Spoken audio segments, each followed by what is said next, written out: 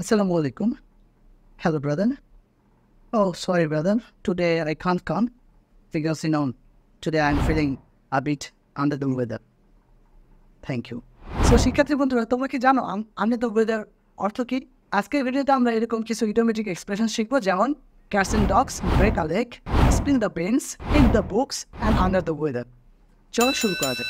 I'm Jawahar Hussain, and I believe that everyone can speak English fluently and confidently. I will be sharing you practical tips, real-life examples, and interactive video lessons regularly. Keep following me. So today we are going to practice idiomatic expression. Number 1, cats and dogs. ধরে নাও এই মুহূর্তে বাইরে অনেক মুষলধারে বৃষ্টি হচ্ছে, তখন তুমি বলতে পারো It's raining cats and dogs outside. I can't go out.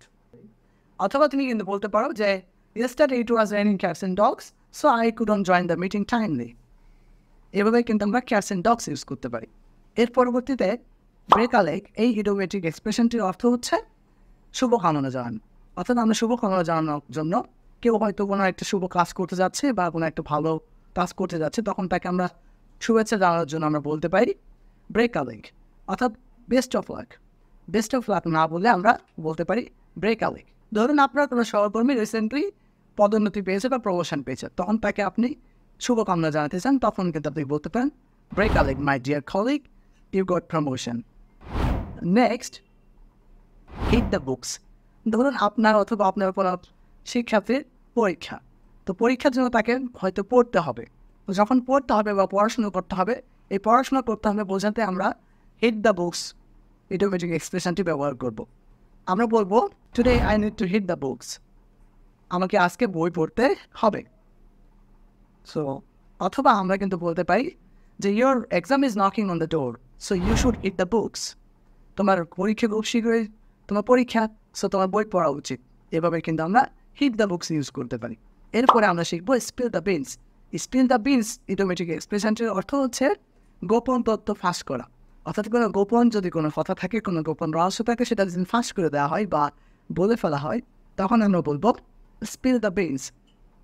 যেমন ধরুন হচ্ছে এই মুহূর্তে আপনি কাউকে কোনো একটা গোপন কথা বলতে চান, তখন কিন্তু আপনি বলবেন please I will share you the secret, don't spill the beans.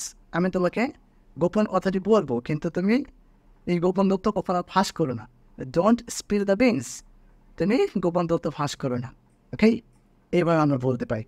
অথবা ধরুন হচ্ছে আপনি একটা সারপ্রাইজ পার্টি অ্যারেঞ্জ করেছেন, তো কোনো একজন বন্ধুকে জানাবেন না, তখন আপনি কিন্তু এভাবে বলতে পারেন okay I will tell you about the surprise party, but don't spill the beans before him or someone. Under the weather আমরা বলতে পারি যখন আমরা অসুস্থতা বোধ করি তখন।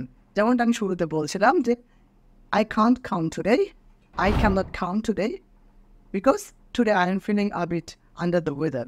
আমি আজকে আসতে পারছি না কারণ আমি একটু অসুস্থ বোধ করছি। তো যখন কি এরকম একটু অসুস্থ বোধ করে, তখন আমরা বলতে পারি আন্ডার দ্য ওয়েদার। ধরুন কেউ একজন অসুস্থ বোধ করছে, তো আমরা বলতে পারি he is feeling a bit under the weather, so he will not join meeting today. সে একটু অসুস্থ বোধ করছে, তাই সে মিটিংয়ে আজকে যুক্ত হবে না।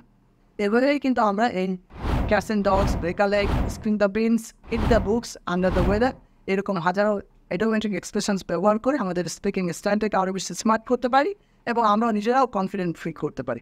To speak English more confidently and fluently, you must learn some idiomatic expressions like these all, and don't forget to follow us.